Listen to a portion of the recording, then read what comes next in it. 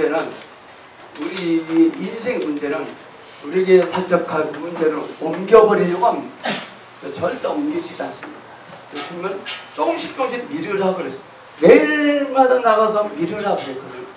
밀지만 안 밀려집니다. 그건 미름을 통해서 나의 존재가 변화되거든요. 여러분의 삶 속에서 한잡히는 고난이라는 그 산을 너무 미워하지 마시고 그 고난이라는 산을 통해서 여러분이 더욱더 강건해질 겁니다. 1층 제 소리 잘 들리십니까? 잘 들리시면 손 드세요. 자, 우리 제목 한번 따라 하겠습니다. 시작! 하나님은 우리를 어떻게 변화시키시는가? 관심 있으시나요? 네. 정말 여러분들 변화되고 싶습니까? 네. 함께 있습니다. 시작! 하나님이 또 모세에게 이르시되 너는 이스라엘 자손에게 이같이 이르기를 너희 조상의 하나님 여호와하고 아브라함의 이삭의 하나님 야곱의 하나님께서 나를 너희에게 보내사 하라. 이는 나의 영원한 하나님이요 대대로 기억할 나의 신분이라. 너는 어서 이스라엘 장로들을 모으고 그들에게 이르기를 여호와 너희 조상의 하나님 곧 아브라함과 이삭과 야곱의 하나님이 내게 나타나 이르시되 내가 너희를 불러와 너희가 애굽에서 사람들을 확실히 알아보라. 네.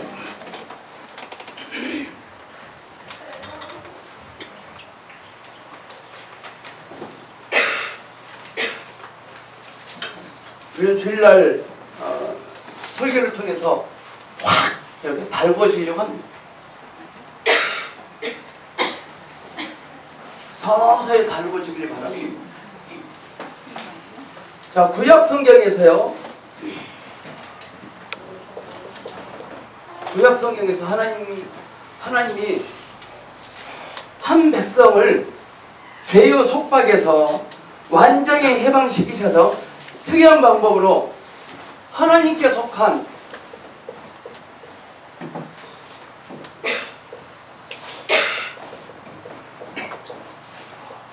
한 백성을 만드시도록 계획을 하셨어요.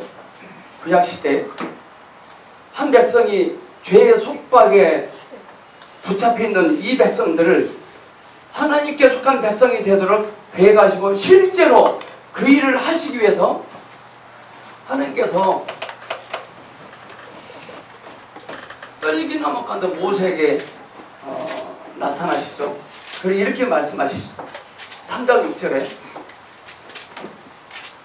나는 내 조상의 하나님이니 아브라함의 하나님, 이삭의 하나님, 야곱의 하나님이라 라고 말씀하십니다.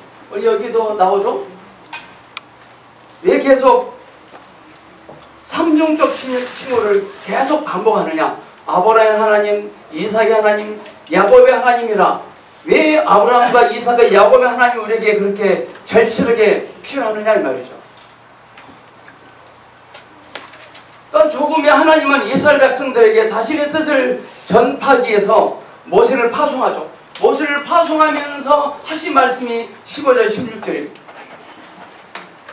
너는 이스라엘 자손이 이같이 이르기를 나를 너에게 보내신 이는 너희 조상의 하나님 아브라함과 이삭과 야곱의 하나님이라 라고 말을 하도록 하죠. 왜 이런 삼중적 후렴구를 반복해서 이렇게 부르셨는지, 또 예수님께서 마가복음, 마태복음 22장 또 이렇게 말씀하십니다. 죽은 자의 부활을 의논할진대 하나님이 너희에게 말씀하신 바 나는 아브라함의 하나님이요 이삭의 하나님이요 야곱의 하나님이로라 하신 것을 읽어보지 못하였느냐. 하나님은 죽은 자의 하나님이 아니요 산 자의 하나님이십니다 라고 말씀합니다.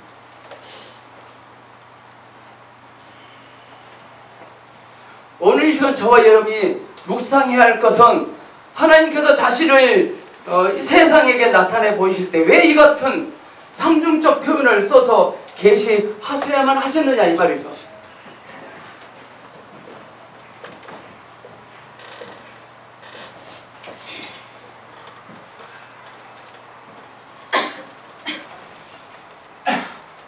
이렇게 반복해서 새 칭호를 말씀하신 것이 하나님의 자녀인 우리들에게는 무슨 특별한 의미라도 있느냐 이 말이죠. 사도 바울 선생님은요, 성경이 들어갈 때 우리의 교훈을 이어한 것이라고 바울은 말하고 있습니다. 특히 신구약에서 우리의 시선을 끄는 것이 있습니다. 이것은 구약 시대나 신약 시대에서나 하나님 활동의 원리는 동일하다는 사실입니다. 아멘. 구약의 하나님, 신약의 하나님, 이시대 하나님 원리는 똑같습니다. 오늘 아브라함, 이삭, 야곱에게 활동하신 아브라함과 이삭과 야곱에게 적용하신 그 하나님의 원리를 알면 우리의 문제의 산은 낮아질 것입니다. 그걸 모르고 내리다 부딪히면 힘만 빠지죠, 힘만. 자, 구약에서는 하나님께서 이스라엘 백성들을 애굽에서 이끌어내서 하나님의 택한 백성이 되게 하시겠다는 의도를 가지고 모세에게 나타나시죠. 또 신약 성경에서는 예수님이 하나님의 택하신 새 백성들인 12제자들에게 부활로 나타나셨어요. 또 그분의 은혜로 말미암아 구원을 받은 우리가 진정 택함 받은 바로 그 백성임이 틀림이 없다면 하나님이 지금도 우리에게 동일한 원리로 역사하신다는 사실을 우리가 믿어야 할 것입니다. 또 하나님은 오늘날 우리에게 무엇을 언급하시는지 아세요? 이스라엘을 계속 언급하시거든요. 이스라엘. 하나님께서 오늘 우리 이 시대에 언급하신 이 이스라엘은 저 이스라엘이 아니죠. 저 이스라엘. 갈라디아 6장 15절에도 나와 있습니다. 이 이스라엘은 표면적인, 단순히 표면적인 보이는 이스라엘을 의미한 것이 아니죠. 사도 바울은 갈라디아에서 이렇게 말하죠. 유대인도 헬라인도 아닌 새로 지음받은 자에 관해서 기록하고 있어요. 한번 찾아볼까요? 갈라디아 6장 15절.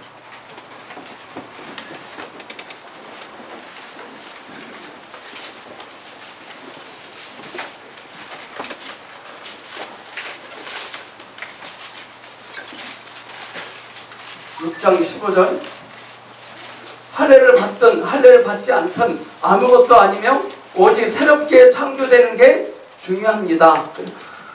새롭게 지음받은, 우리는 누구 안에서 새롭게 지음받은 사람이죠? 예수 안에서 새롭게 거듭난 사람들이에요. 그게 바로 이스라엘이라는 거예요. 하나님은 그 이스라엘에게 관심이 있다는 거예요. 그 이스라엘에게 여전히 아브라함과 이삭과 야곱에게 적용하셨던 원리를 동일하게 적용하고 계시다는 거예요. 오늘 그 하나님의 원리를 붙잡기를 축복합니다. 네. 그리스도의 십자가 안에 있는 공통적인 주의를 모든 사람이 보게 됩니다. 바울은 그리스도에게 속한 모든 사람들에게 평강과 긍휼이 있기를 빌면서 그들을 하나님의 이스라엘로 부르겠습니다. 하나님의 이스라엘. 누가 하나님의 이스라엘입니까? 그리스도의 십자가 안에서 죄가 처리된 사람들을 말합니다. 저 이스라엘들도 하나님의 이스라엘이라는 칭호를 받으시려면 그리스도의 십자가 안에서 죄가 처리돼야 됩니다. 근데 정신 나간 친구들이 있어요. 여전히 하나님은 저 이스라엘 백성들에게 관심을 갖고 계신다고. 그건 착각입니다. 그들이나 우리나요? 오늘 바울이 갈라디아 6장 15절을 말씀하시잖아요. 할례를 받든 받지 않든 여간에 라고 말하고 있죠. 모든 사람들에게 평강과 긍휼이 있기를 바라고 있죠. 그럼 우리가 한 발짝 더 나가서 생각해 볼 문제가 있는데요. 만약 하나님 우리를 자신의 백성으로 택하셨다면 과연 우리가 그와 같은 하나님의 백성이 되기 위해서 하나님의 손 안에서 어떤 역사를 통과해야 하는지 스스로 물어봐요. 하나님의 손 안에 어떤 것이 어떻게 처리되어야 하냐는 이 말이죠. 오늘 우리 아브라함과 이삭, 야곱 이 세 사람의 생애와 체험을 묵상할 때 그 질문에 대한 답을 얻게 될 것입니다. 왜냐하면 아브라함과 이삭과 야곱은요 하나님의 섭리 가운데서 특별한 주의를 차지하고 있고 또 그러한 주의는 하나님이 주신 것입니다. 그 외에 어느 누구도 그들에게 그런 주의를 줄 수 없습니다. 이 세 사람은 우리 모두를 특이한 방법으로 하나님께 인도하시는 특권을 가지고 있습니다. 우리가 아는 것처럼 아담은 하나님의 사랑을 의심하려는 유혹에 넘어가 자신의 높은 지위에서 떨어지고 죄와 사망 아래 놓이게 되죠. 그러나 또 반면에 노아를 제외하고는 그의 아담의 모든 세대는 아담을 따라 아담의 강길로 걸어갑니다. 그러나 노아만은 예외죠. 노아는 그때 당시 의인이요 흠이 없었습니다. 그 노아는 하나님 앞에서 은혜를 받은 사람이었습니다. 그러나 노아는 맹토리였습니다. 근데 성경에 자세히 보면 하나님께서 노아를 어떻게 다루셨기에 그가 하나님과 동행하는 경지에까지 이르렀는지에 대해서는 찾아볼 수 없습니다. 하나님께서 어떻게 다루셨는지에 대해서도 잘 나와 있지 않습니다. 물론 우리가 노아를 통해서 특별한 은혜를 받은 부분도 참 많습니다. 엄밀히 말하면 하나님께서 선택하신 사람의 최초의 본보기는 누구죠? 하나님께서 선택하신 사람의 최초의 본보기는 아브라함입니다. 아브라함.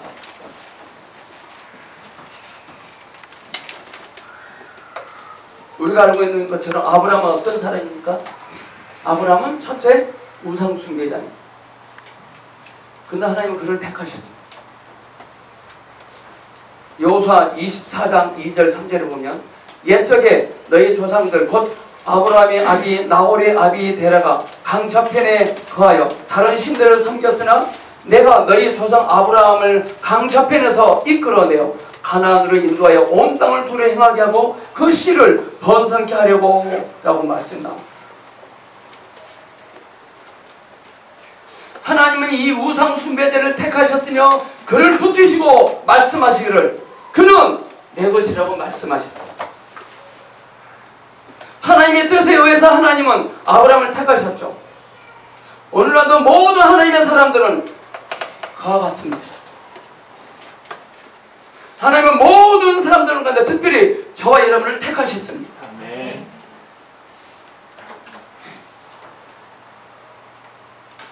오늘 하나님의 백성들은 하나님의 사랑에 응답하고 하나님의 구원을 맛보며 지금 자기 자신들이 하나님의 택하신 바 된 것을 확신하셔야 됩니다.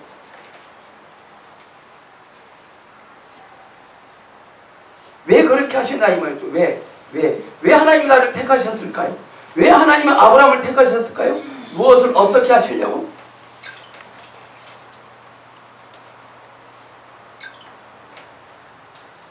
하나님은 진정한 창조자이시죠. 하나님으로부터 모든 새로운 피조물들이 나옵니다. 그래서 주 예수님께서도 이렇게 말씀하시죠. 요한복음에서 내 아버지께서 이제까지 일하시니 나도 일한다 그랬습니다. 이것은 우리가 꼭 배워야 할 교훈이죠. 또 알아야 할 것은 우리는 아무것도 창조할 수가 없다는 사실입니다. 하나님만이 모든 일을 시작하신 분입니다. 자, 아브라함으로 돌아가세요. 아브라함은 노아 있죠. 노아. 아브라함은 노아하고요 닮은 데가 하나도 없죠. 닮은 데가 조금도 없습니다. 노아는 그때 당시 의인으로서 자기 주위의 모든 사람들과는 명백히 구별됐던 것을 우리가 알 수 있습니다. 그런가 하면 아브라함은 그의 이웃과 조금도 다를 바 없는 우상 숭배자였어요. 그런 환경에서도 하나님은 그를 택하셨어요.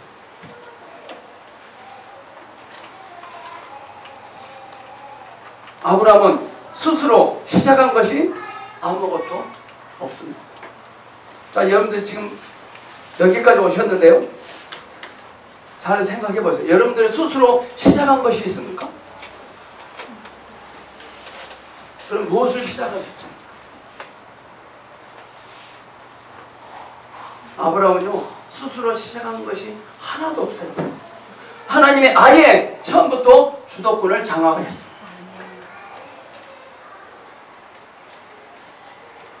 하나님의 주도권을 장악하시면 가장 수치스러움이 드러납니다. 하나님의 절대 주권보다 더 값진 것은 아무것도 없을 것 같아요. 아브라함은 결코 가나안을 자기의 목표로 생각하지 않았습니다. 아브라함은 절대로 한 민족의 아베가 될 걸 주장하지 않았습니다. 우리 여러분들 무엇을 주장하고 계십니까? 빨리 되는 것입니다.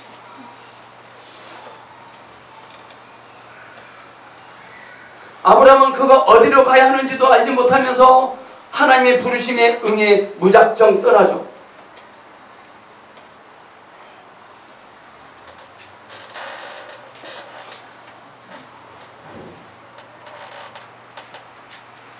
이처럼 참된 믿음은 단순하셔야 됩니다. 복잡하면 안 됩니다. 아브라함 입장에서 99세대 아브라함 입장에서요, 하나님께서 말씀하실 때 잊지 못할 본전인 것 같아요. 혹독한 시련이 있었죠. 아브라함도 처음에는 선물이냐 선물을 주는 자냐 헷갈렸을 것 같아요. 아브라함도 처음에는 선물을 의지했을 겁니다. 선물. 혹시 여러분들 선물을 의지하고 오셨나요? 선물을 기대하고 오셨나요? 놓치고 말 것입니다. 신약성경에 예수님께서 이렇게 말씀하셨죠. 모르고 믿는 자가 복이 있다라고 말씀하셨어요. 지금 아브라함은 갈 바를 알지 못하고 떠난 자다라고 말씀하고 있거든요. 성경의 기자는 갈 바를 알지 못하고 떠났다 말은 자신의 한계를 경험했다는 것이죠. 자신의 한계를.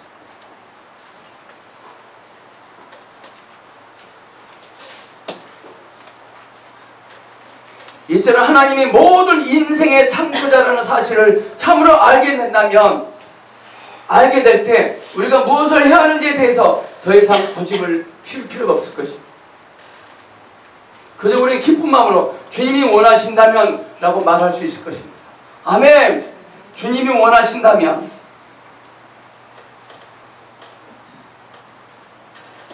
아브라함의 아들도 하나님으로부터 나왔습니다.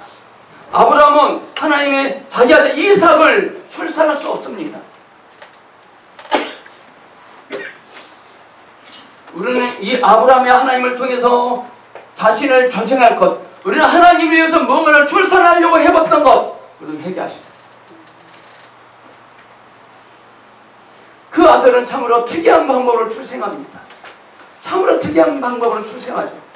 참으로 특이합니다. 이처럼 하나님의 사람들은 다 특이한 방법을, 경험을 하나씩 다 가지고 계시다. 여러분은 어떤 하나님의 특이한 방법을 경험하셨나요? 이번 한 주간의 삶 속에서 그 특이한 방법을 경험하셨나요?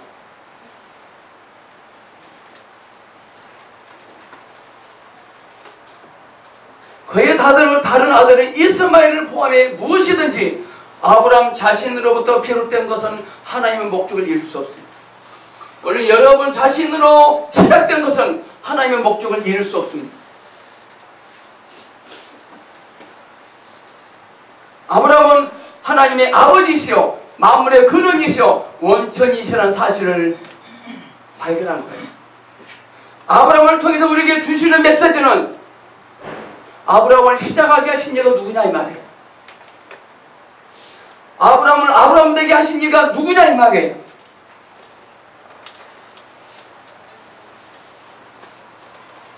만약에 하나님이 아브라함 99세 된 아브라함에게 찾아가시지 아니했더라면 아브라함은 아무것도 할 수 없는, 아브라함에게는 아무것도 존재하지 않은 그런 빈 껍데기가 되고 말 것입니다. 이제는 우리 인생이 하나님이 없으면 아무것도 존재하지 않습니다. 하나님이 역사하지 않으시면 우리는 아무것도 할 수 없습니다. 이 교훈을 우리는 배워야 돼요. 이제 자꾸 지금 저 이스라엘 백성들은 뭘 하려고 하잖아요. 이슬람 성지 있는 그 지역에다가 예루살렘 성전을 건축하려고 합니다. 그 어리석은 짓입니다. 하나님을 위해서 뭔가 해보려고 노력하고 계십니까?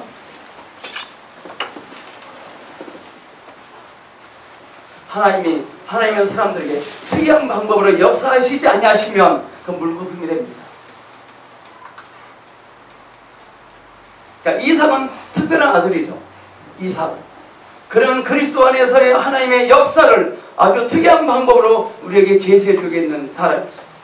우리는 사도 바울에 의해서 이 사실을 아주 분명하게 할 수 있는데요. 갈라디아 4장에 보면 이삭은 유업을 이을 상속자라서 성령을 따라 난 자로 언급되어 있습니다.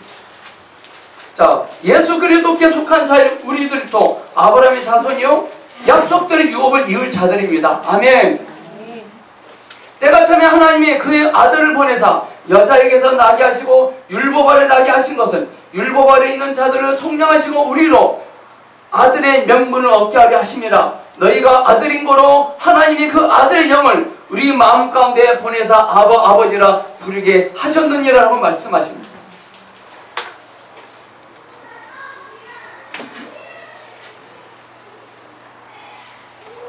자, 아브라함은 자기가 한 행위와 자기가 친히 시작했던 이 위대한 이주 사건으로 말미암아 유명한 사람이 됐죠. 자기가 시작한, 자기가 계획한, 자기가 생각해낸 그 사건으로 이주합니다. 망신창이가 됩니다.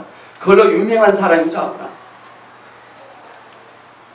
또 야곱은 그가 친히 감수했던 많은 고난으로 이름이 나 있는 사람이죠. 위대한 이 두 사람 사이 아주 평범한 인물이 있는데 그 사람이 바로 이삭이에요. 이삭에게는 그의 평범한 생활을 제외하고 특별한 것이 아무것도 없습니다. 창세기를 읽어봐도 이삭에게는요 눈에 띄는 특징이 없습니다.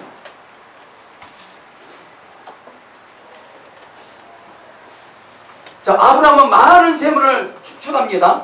그러나 이삭은 그렇지 않습니다. 이삭은 다만 유업을 받았을 뿐 유업을 위해서 무엇을 한 일도 없었고 또 유업이 생기도록 어떤 일을 선수한 것도 없습니다. 근데 창세기 26장에 보면요 이삭이 실제로 한 일이 무엇이죠? 그가 몇몇 우물을 팠던 것을 기억할 것입니다. 그러나 창세기 26장에 보면 그것도 단지 그의 아버지가 전에 팠던 우물인데 지금 흙으로 메워져 있으니까 그것을 살살살살 파는 것에 불과하죠. 그럼 이삭이 우리에게 가르쳐주는 교훈이 무엇입니까? 즉 우리가 가진 것 중에 받지 않은 것은 아무것도 없다는 것입니다. 목사님 저는 받은 거 하나도 없는데요? 있습니다. 이삭이 하나님, 이삭을 통해서 우리에게 주는 메시지 뭡니까? 우리는 우리가 가지고 있는 것 중에 받지 않은 것이 아무것도 없다는 것이죠. 또 반대로 내가 만들어낸 것도 아무것도 없다는 것입니다.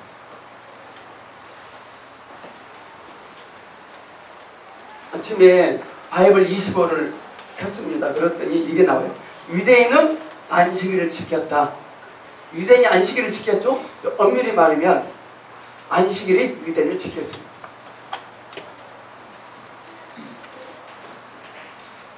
여러분들 뭐 열심히 노력해서 뭘 얻었습니까? 엄밀히 말하면 하나님께서 얻게 하신 겁니다. 아멘.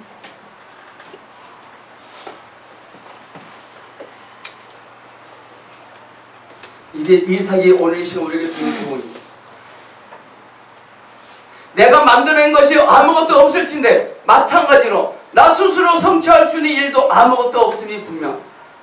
나 스스로 하나님을 위해서 성취할 수 있는 일은 아무것도 없다는 것입니다. 화경사의 헨리 목사님이 이렇게 말했죠. 내가 어떤 일을 열심히 성취했습니까? 그 하나님 일이 아닙니다. 하나님의 일은 우리가 할 수 있는 일이 절대로 아닙니다.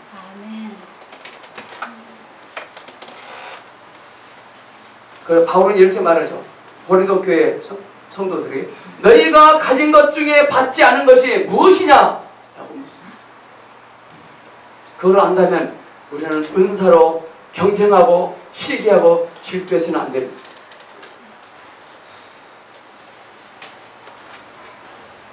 자, 아브라함이 경험한 아브라함의 체험은 우리에게 하나님은 우리 아버지시오 모든 것의 근원이라는 사실을 가르쳐줌으로 대단히 귀한 경험이죠. 그러나 이삭의 경험이 빠진 아브라함의 체험만으로는 부족한 데가 있습니다. 또한 하나님은 또한 우리에게 모든 것을 거저주시는 하나님이십니다. 아멘. 아브라함의 경험은 뭡니까? 하나님은 우리 아버지시여 모든 것의 근원이라는 것입니다. 참 귀한 경험이죠. 그러나 이삭이 경험한 그 경험이 없다면 아브라함의 경험한 우리에게는 물거품이 되거든요. 또한 하나님 우리에게 모든 것을 거저주시는 것입니다. 목사 내가 새벽 4시까지 공부했는데요. 아닙니다. 하나님께서 새벽 4시까지 공부할 수 있는 체력과 인내심을 허락하신 것입니다. 우리는 모두 죄사함이 반드시 받아야 하는 특별한 선물이라고 알 수 있습니다. 선물 중에 가장 큰 선물이 뭔지 아세요? 죄사함의 선물입니다.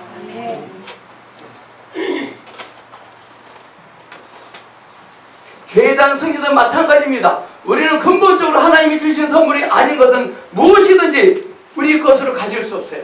하나님이 우리에게 선물로 주시지 아니한 것은 우리가 가질 수 없는 거거든요. 그걸 창세기 26장 3절 5절에 보면 하나님이 이미 아브라함에게 주셨던 것을 이삭에게 약속해 준 것을 보게 되죠. 약속을 합니다. 이삭에게. 아브라함에게 주시기를 약속한 것을 이삭에게 재차 강조합니다. 그걸 주겠다는 것입니다. 하나님도 오늘 이 시간 우리에게 아브라함에게 약속하신 것을 주시기를 기뻐하십니다. 아멘. 성경 읽어봐. 하나님은 아브라함에게 아파트 40평을 준단 말이 없었는데 난 지금 42평이 필요한데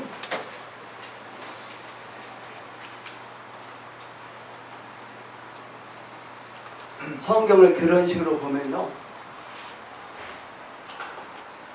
눈동자가요 줄어듭니다.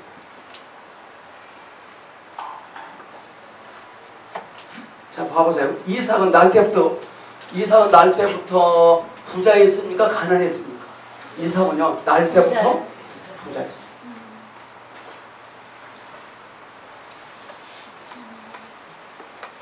이삭은 날 때부터 부자였으니까 그 안에 아파트 40평이 있을까 없을까요? 당연히 있어요. 우리가 아브라함의 체험과 이삭의 체험이 없으면 하나님이 다 주셨음에도 불구하고 누리지 못합니다.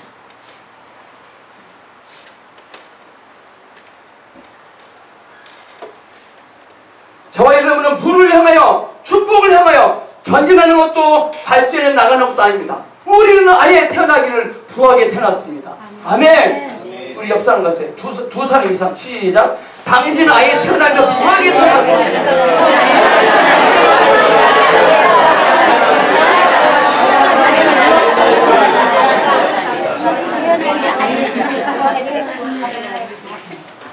목사님 저는 지금 가난뱅인데요.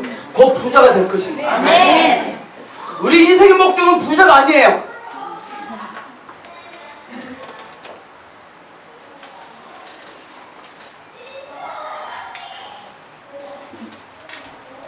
이삭을 통해서 오늘 이 시간 우리에게 주신 메시지는 뭔지 아세요?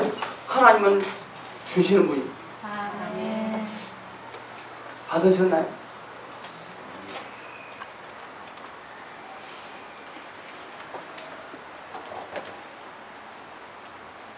로마서 8장에 보면 죄와 사망의 법에서 나를 해방시키셨다라고 말씀하셨어요. 저와 여러분을 죄와 사망의 법에서 해방시킨 생명의 성령의 법은 내가 그리스도 안에서 소유하고 있는 것이지 나 자신 안에서 갖고 있는 것이 결단도 아닙니다. 생명의 성령의 법은 오직 예수 그리스도 안에서 소유하고 있는 것이지 내가 이미 내 안에 갖고 있는 것이 아닙니다. 그 법은 내가 성취한 것이 아닙니다. 받은 것입니다. 아멘. 자, 이거는 이렇게 비할 수 있어요. 이 법은 새가 인력의 법칙에 조금도 구애받지 않고 공중에 떠 있는 것 같은 거예요. 공중에 떠 있는. 그럼 이 새가 공중에 떠 있는 것에 새의 어떠함으로 떠 있는 겁니까? 아닙니다. 이미 그는 태어날 때 공중에 떠 있게끔 지음받았습니다. 아멘. 그걸 알으셔야 됩니다. 이 새가 하늘에 날려고 막 발버둥 치면 될까 안 될까요? 떨어지면 어떨까? 이거 고민할까 안 할까요? 우리는 그 고민합니다. 하나님 모르니까.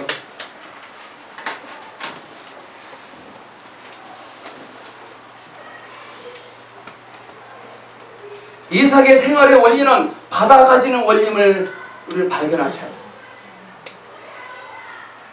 또 묘하게 아브라함과 이삭과 야곱 이 세 사람의 아내들의 차이점도 두드러지게 나타난 점이 있습니다. 아내들에게도 사라는 아브라함이 입은 무이였습니다.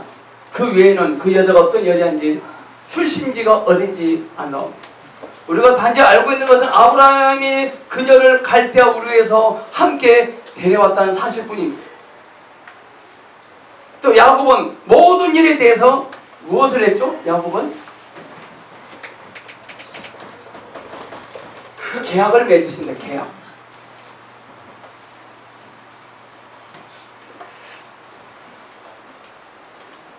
그의 아내도 계약으로 얻었습니다. 그는 자신이 결단을 내리죠. 라헬을 좋아했는데 레아 때문에 7년을 더 공사하는. 우리는 자기 아내를 사랑할 때 야곱이 라헬을 사랑하는 것처럼 했으면 좋겠습니다. 하지만 이삭은요, 리브가가 피택되기 전까지 그녀를 보지도 못하고, 이삭의 아버지는 이삭이 아내 될 사람이 마땅히 어떤 사람이어야 하는가를 말해주었고, 또 그녀를 택했고 그녀를 데리러 오는 사람들에게 보냅니다. 그 결혼 예언도 풍족하게 지불을 합니다. 아브라함의 아들 이삭은 아내를 얻을 때도 어떤 원리입니까? 이삭이 할 수 있는 일은, 이삭이 했던 일이란 모든 것을 받아 가지는 일뿐이었습니다. 하나님은 저와 여러분의 주의를 이삭의 지위로 우리를 부르셨습니다. 하나님 앞에 서 있는 우리는, 저와 여러분도 하나님이 주시지 않는 것은 아무것도 가질 수 없다는 것입니다.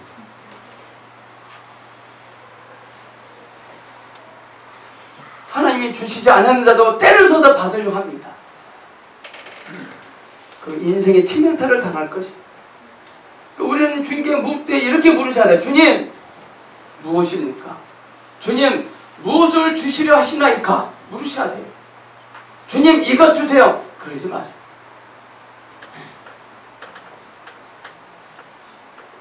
제 감정에는요, 교회 건축을 위해서 땅을 위해서 기도해야 되고, 또 제가 바라는 어떤 땅 가서 7바퀴에 돌아야 되느냐, 이런 감정이 있지만, 감동에서 말하면 하지 마라. 아직 때가 아닌 것 같아요.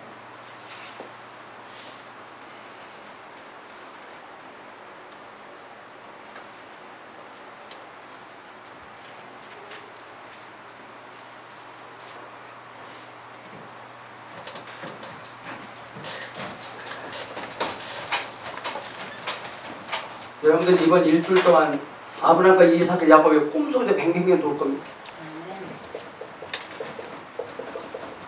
아브라함을 통해서 우리 말씀하시는 메시지 뭡니까? 시작이 누구냐? 시작. 창조를 누가 하셨느냐? 이거는 말인 것 같고요. 이제 이삭을 통해서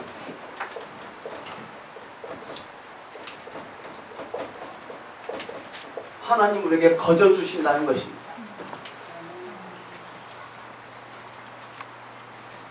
거저 주신데 받지 못했습니까? 그 사람은 뭐가 문제입니까?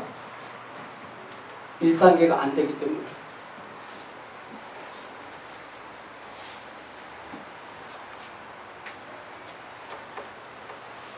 세 번째로 야곱을 한번 생각해 보겠습니다.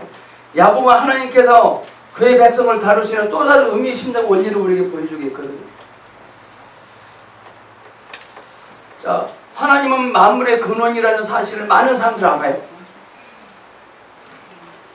우리는 적어도 이론적으로는 하나님으로부터 모든 것을 받아 가져야만 한다고 인정합니다. 그런데 많은 사람들이 선물을 받아 가지려고 하지 않아요. 힘쓰고 애써서 노력의 대가로 선물을 받아보려고 합니다. 그 이유가 왜 그럴까요? 우리 속 야곱의 근성이 있거든. 이 야곱의 원리, 천연적인 생명, 야망, 정욕, 욕심, 욕심의 원리에 지배를 당하기 때문에 난 쟤보다 더 빨리 돼야겠다. 우리는 너무도 자신만만해서 우리의 노력으로 하나님 목적을 성취하려고 합니다.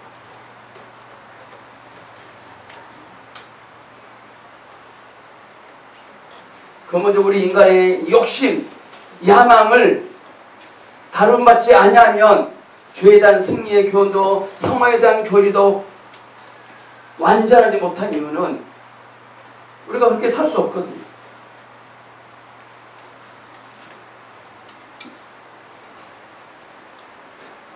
예수 그리스도에게 속한 우리는 약속을 따라 유업을 받은 자들이지만 우리가 아들 안에서 받은 그 유업, 또 하나님께서 우리가 그 유업을 즐거워하면서 생활하기를 원하시는 이 모든 것들은 하나님이 우리들의 인격 안에 있는 이 욕심, 자아를 처리하심에 달려있는 겁니다.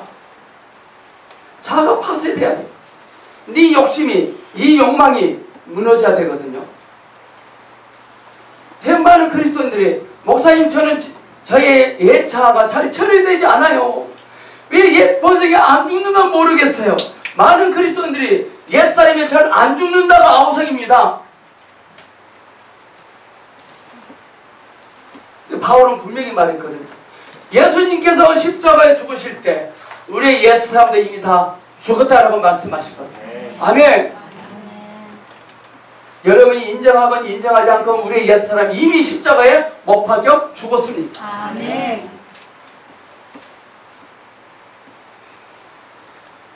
그러나 내 꼬라지를 보면 감이 안 와요. 더 크게 외쳐야 됩니다. 한번 해보겠습니다. 나의 옛사람은 이미 예수님께서 십자가에서 처리하셨다. 시작! 나의 옛사람은 이미 아멘. 그 옆 사람이 이럽니다. 지랄하고 있네. 그럼 더 크게 하세요. 네, 아멘. 그 일밖에 없어요. 그 일밖에. 여러분은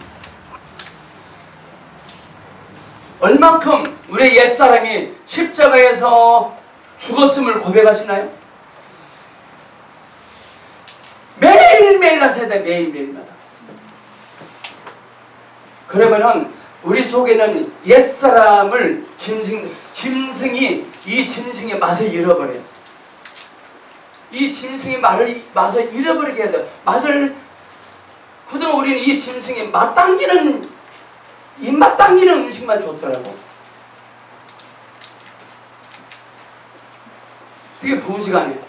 아이고 저 꼬라지 지랄한다. 그 짐승의 양식 준 겁니다.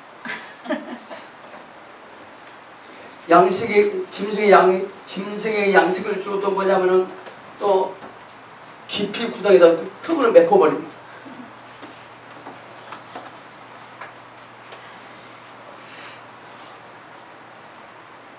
그래서 오늘 이 시간 우리의 이 옛차, 옛 본성, 나의 욕심, 야망 주님께서 철회해 주시길 기도하십시오.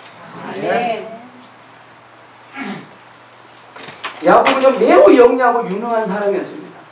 그가 못할 것은 아무것도 없었어요. 자기 형을 속여 빼앗고 아버지를 속이고 또한 외삼촌의 모든 재산을 빼앗을 궁리도 합니다. 그러나 이와 같은 영리함과 살인축의 재능은 야곱을 향한 하나님의 뜻과 계획 속에서 아무 역할도 할 수 없죠. 여러분들이 잔머리 굴려서 뭐 일이 잘 되던가요?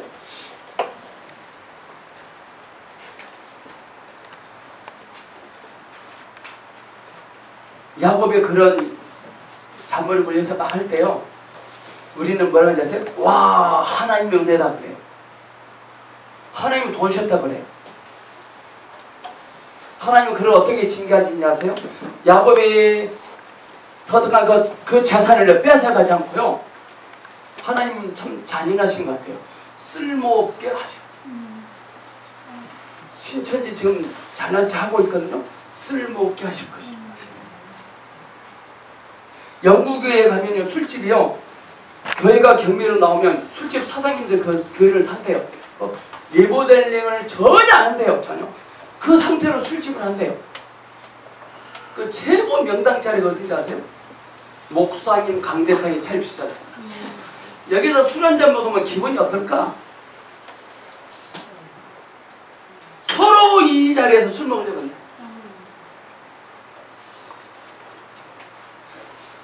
물론 한국에도 교회들이 많은 교회들이 경매로 나옵니다. 이 2단에서 3단.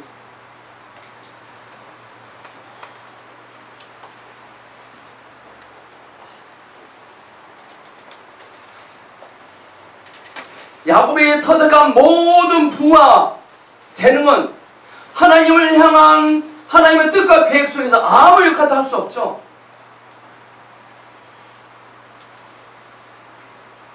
실제로 야곱은 그 인생을 통해서 아무 쓸모없음을 철저히 깨닫잖아요. 이렇게 고백하잖아요. 하나님이 나를 축복하시지 아니하시면 놓지 않겠어. 그 자리까지 가게 하십니다. 자, 야곱이 착수했던 모든 일은 잘 되지 않았습니다. 그의 출생에서부터 그래서 쌍둥이로 태어났을 때 야곱의 손은 자기 형 발꿈치를 잡았지만 그는 맏아들로 태어나지 못했습니다. 태어날 때도 먼저 나오려고 이렇게 먼저 나오려고. 또 그는 교활하게도 장자권을 얻고자 했지만 사실상 집을 떠나 도피행각을 하지 않습니까?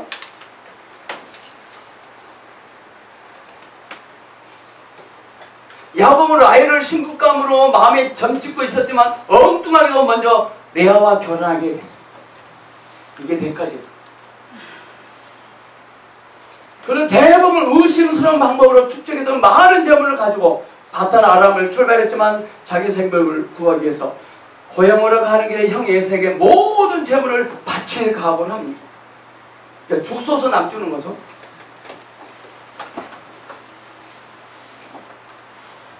여기에 성령님의 메시지가 있거든요. 하나님의 손은 야곱이 자기 저주만을 의지하고 행한 모든 일을 다 심판하셨다는 것입니다. 특별히 우리 가운데 영리한 사람들이 있다면, 이런 영리한 사람들은 필요하다면 고난을 통해서라도 꼭 배워야 할 진리가 있습니다. 그것은 우리가 사는 것이 인간의 지혜로 사는 것이 아니라 하나님으로 말미암아 산다는 것입니다. 아멘. 야곱은 그렇게 하면 1인자가 된 줄 알았어요. 1인자가 될 수 있는 모든 조건들을 갖췄죠.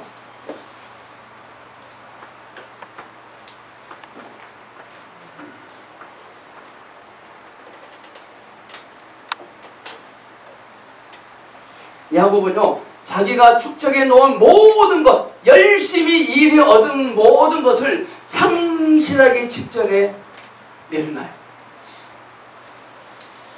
그런 사람들을 만날 방도를 생각하고 에서를 진정시키고 최소한 자기 생명만이라도 구원할 궁리를 모셔갑니다. 그러나 그 후에 하나님이 그를 만나십니다. 결국 그는 하나님을 만났고 결국 절름발이가 됩니다. 장애 2급을 받습니다. 하나님이 야곱을 친히 만지신 거죠. 야곱의 이름이 뜻이 뭡니까? 빼앗는 자인데, 빼앗는 자. 근데 이제부터 이스라엘, 하나님이 함께 하시는 임금이 됩니다. 이것이 바로 왕국의 시작입니다. 하나님이 원하시는 참 이스라엘이 됩니다.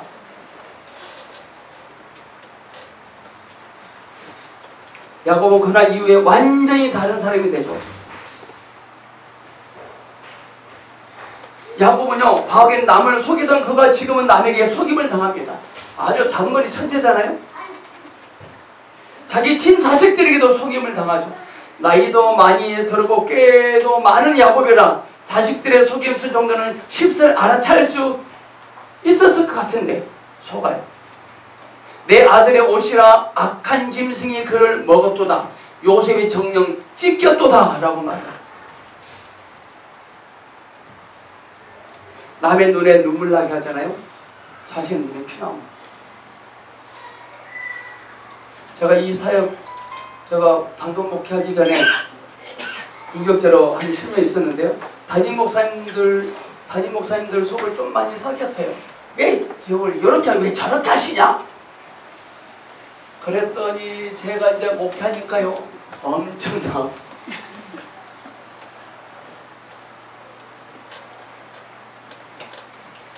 절대로 목회자 대적하면 안 됩니다.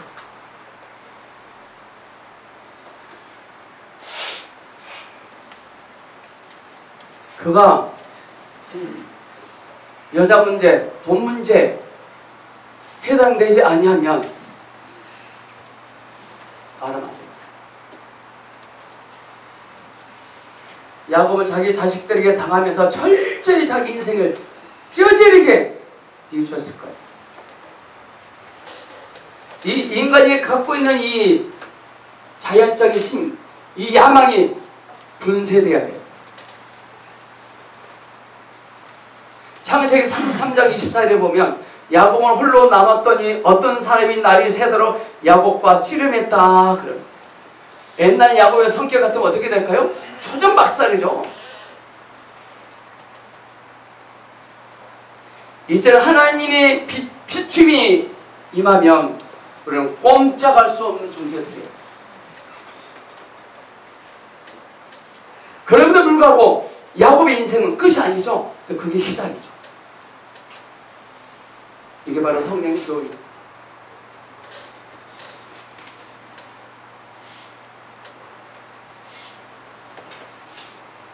사람들은 인생은 자기 자신이 끝나면 인생이 끝난 것처럼 생각해요. 자기가 자기 자신을 끝내면 하나님이 시작하십니다.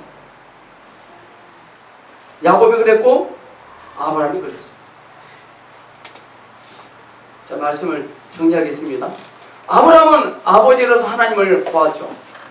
그러나 하나님의 만물의 근원이심을 증명합니다. 그러나 또한 이삭은 아들로서 유업을 받습니다. 하나님이 우리에게 주시는 선물을 받는다는 것은 복스러운 일이죠. 비록 우리가 받아 가진 것이라 할지라도 우리는 그것을 너무 꽉 붙잡아 못 쓰게 만들 수도 있어요.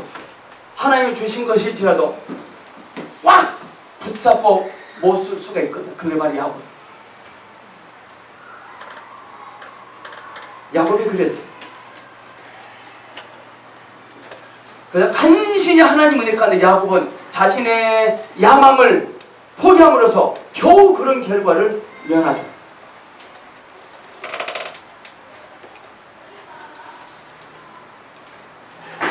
저와 여러분의 인생의 삶을 통해서도 아브라함과 이삭과 야곱이 경험한 그 하나님을 틀림없이 경험할 것입니다.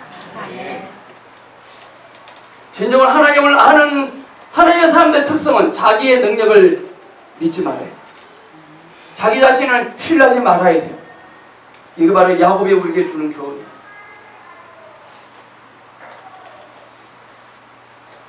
하나님은 또한 날 때부터 선하게 태어나는 사람, 그래서 하나님의 다루실 필요마저 없는 사람이 있기를 기대하지 않습니다. 그런 사람이 이 세상에 아무도 없어요.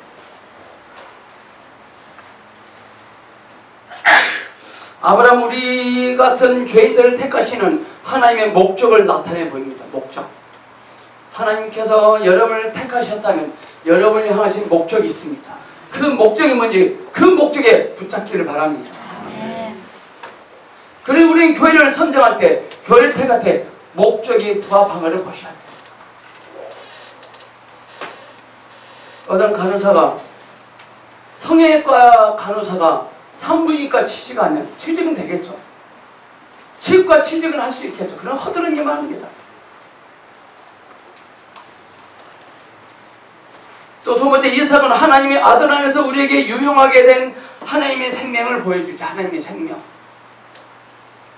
이 생명이 우리 안에 이미 주입되어 있습니다. 근데 야곱은 우리가 받은 것을 보존하고 확충하기 위해서 성령을 우리를 주관하게 하시는 하나님의 방법이 들어있거든요. 하나님의 방법. 아브라함은 뭐 하겠죠?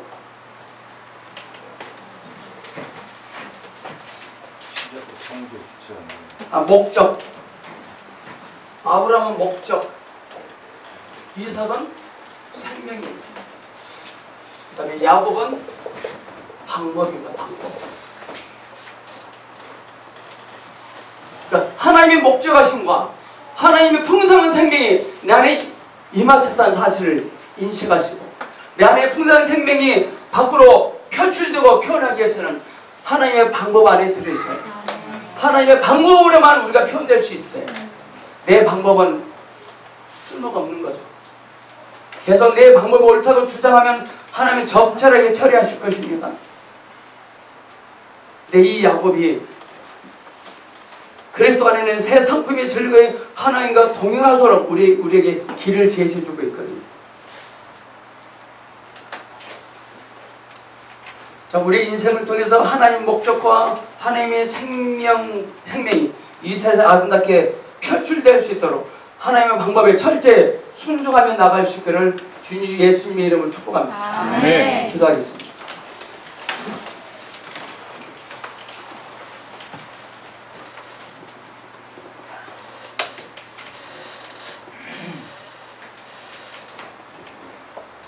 주 예수님, 아브라함과 이삭과 야곱에게 역사하신 주님, 오늘 이 시간 우리들도 그런 원리에 순종하며 따르기를 원합니다. 그들에게 베푸셨던 다루심과 통치하심에 순종하며 나가기를 원합니다.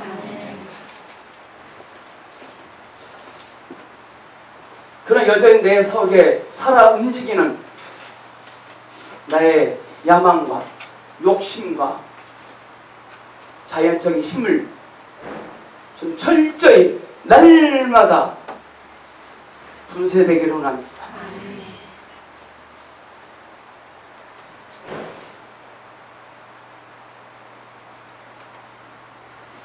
날마다 우리의 가는 삶이 주님 보시기에 아름다운 변화된 이들의 사랑으로 빚어질 수 있도록